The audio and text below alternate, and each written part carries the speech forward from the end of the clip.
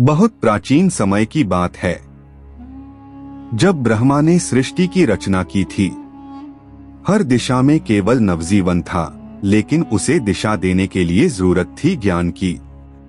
और वही ज्ञान ब्रह्मा ने 4 वेदों के रूप में प्रकट किया: ऋग्वेद, यजुर्वेद, सामवेद और अथर्ववेद। इन वेदों की दिव्यता से सृष्टि में संतुलन बना। लेकिन तभी एक दिन जब ब्रह्मा ध्यान मग्न थे, चारों ओर रहस्यमय सन्नाटा छा गया।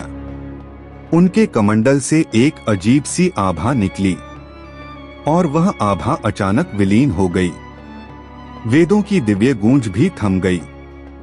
ब्रह्मा ने आंखें खोली, ध्यान से चारों दिशाओं को देखा। वेद गायब थे। उनका हृदय कांप उठा। जिस ज्ञान से सृष्टि का संचालन होना था, वह अब नहीं था।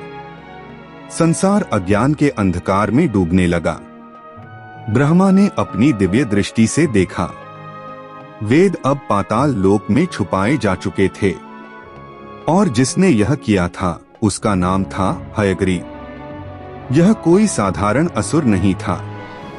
वह इतना बलशाली था कि देवगण भी उसका नाम सुनकर सहम उठते थे। उसके भीतर असहनीय अहंकार भरा था। उसे लगता था कि अगर वेदों का ज्ञान केवल उसके पास हो तो वह देवताओं से भी ऊपर हो सकता है।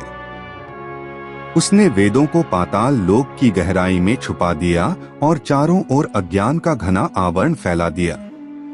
ब्रह्मा चिंतित थे। उन्होंने भगवान विष्णु का आह्वान किया। विष्णु प्रकट हुए, शांत मुख, गंभीर दृष्टि। उन्होंने जब ब्रह्मा से सारी बात जानी तो कुछ क्षण मौन रहे। फिर धीरे धीरे उनके शरीर से अद्भुत प्रकाश निकलने लगा। प्रकाश इतना तीव्र था कि दिशाएं चमक उठीं। विष्णु का तेज घनीभूत होकर एक नए रूप में बदल गया, हयग्रीव अवतार। उनका स्वरूप दिव्य था, घोड़े का मुख, स्वर्णिम आभा और नेत्रों में ज्ञान की अग्नि। देवता मंत्रमुग्ध होकर उन्हें देखते रहे, हाथ जोड़े खड़े रहे। हयग्रीव अवतार ने पाताल लोक की ओर प्रस्थान किया। वहां असुर हयग्रीव उनका इंतजार कर रहा था। दोनों के बीच भयानक युद्ध हुआ। ब्रह्मांड के कण-कण में उसकी गूंज सुनाई दी। बिजली की गड़गड़ाहट, आग के गोले और दिव्य अस्त्र शस्त्रों की टकराहट से सृष्टि कांप उठी। अंततः भगवान हयग्रीव ने असुर हयग्रीव का वध कर दिया। जैसे ही असुर धराशायी हुआ, उसके द्वारा फैलाया गया अज्ञान का आवरण टूट गया और चारों वेद मुक्त हो गए। वेद वापस लाए गए। ब्रह्मा ने उन्हें पुनः धारण किया और सृष्टि में प्रकाश फैल गया। यह कथा हमें यह सिखाती है कि जब सत्य और ज्ञान छिपा दिए जाते हैं तो दिव्यता स्वयं उन्हें पुनः प्रकट करती है।